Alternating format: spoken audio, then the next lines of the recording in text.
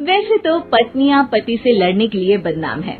उन पर कई जोक्स भी बनते हैं, लेकिन आज की कहानी में कभी न खत्म होने वाली लड़ाई का छोटा सा सोल्यूशन ढूंढा है। रीना की शादी गौरव से होती है। गौरव उम्र में रीना से बड़ा होता है, तो उसकी आदतें और उसका रहन सहन भी रीना से कहीं ज्यादा परिपक्व होता है। देखो गौरव, कैसी है ये ड्रेस? अरे रीना, क्या क्या पहनती हो? सिंपल साड़ी में कितनी सुंदर लगती हो, जानती भी हो तुम। बस करो, तुम तो हो ही बूढ़े, मेरी तो जिंदगी ही खराब हो गई। मैंने कैसा पति सोचा था और कैसे निकले तुम। अरे रीना, बात बात पर लड़ा मत करो। रीना पैर पटकती वहाँ से निकल जाती है। अगले दिन गौरव जब घर आता है, क्या है, जब से आए हैं पेपर ही पढ़ रहे हैं, कहीं घूमने नहीं चलना क्या? अरे यार, मैं थक गया हूँ, जरा टीवी का रिमोट देना। कैसे इंसान हो तुम?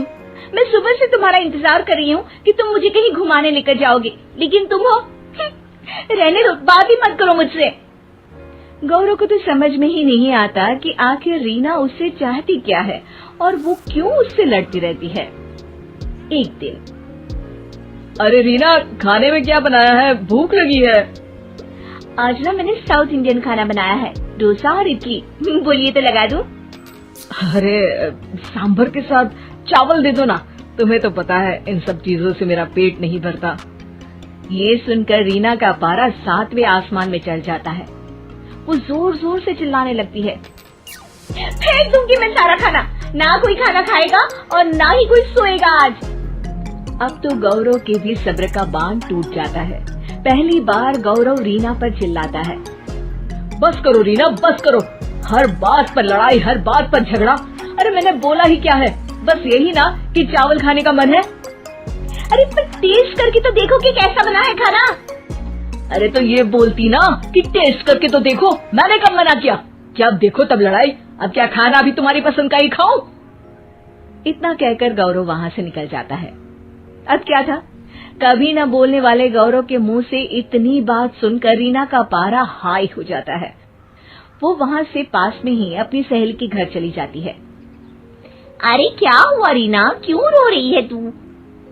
मैं गौरव के साथ नहीं रह सकती यार, वो बिल्कुल अच्छा नहीं है, उसकी सोच मेरी सोच से बिल्कुल मेल नहीं खाती।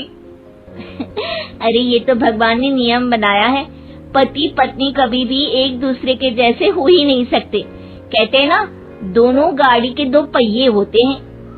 वैसे हुआ क्या है ये तो बता। अरे तू तो जानती है ना मैं कितना बोलती हूँ, और वो तो कुछ बोलते ही नहीं। तो समस्या ये है? अरे नहीं यार, तो फिर समस्या क्या है? यार मेरे जैसा खाते नहीं, मेरे मन लायक पहनते नहीं, कुछ न बोलना, हमेशा अपने ही ख्यालों में रहना।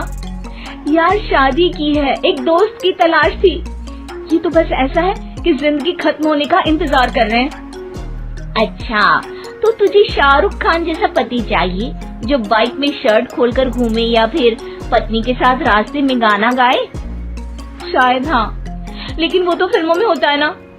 अब तेरे पति को ही देख ले, कितने हंसमुख है, जब देखो सबके बीच आकर सबसे बातें करते हैं, मस्ती मजाक, और ये एक कोने में बैठे रहते हैं या फिर अपने कमरे में ही बैठे रहते हैं। अगर मैं कहूँ कि मुझे तेरे पति जैसे लड़के अच्छे लगते हैं, गंभीर, सुलझे, कम बोलने वाले, तो? अरे क्या बात कर रही है, ये भी किसी को पसंद होगा क्या? क्यों नहीं, मुझे नहीं अच्छा लगता। वो मेरी किसी भी सहेली के सामने आकर मजाक करने लगते हैं, हर वक्त बोलते रहते हैं। अरे मर्द तो शांत ही अच्छे लगते हैं। अब तो रीना के पास बोलने के लिए कुछ नहीं था। वो समझ रही थी कि उसे जो मिला वो किसी का सपना हो सकता है। तभी उसकी सहेली उसे कहती है, देख रीना, कभी दो संतों को बात करते देखा है, शांति से एक दूसरे के सामने बैठे रहते हैं, दोनों बात नहीं करते लेकिन फिर भी एक दूसरे को समझ जाते हैं। मैं तो यही कहूँगी कि तू अपने पति के मन को समझ, पहले समझ फिर समझाने की कोशिश करना, समझी? अब रीना को बात समझ आ गई थी। वो घर आकर गौरव के गले लग जाती है। गौरव कुछ कहता पर रीना उसे चुप कर देती है। अब आप जैसे हैं वैसे ही रहिए, मैं आपके साथ हर हाल में खुश हूँ।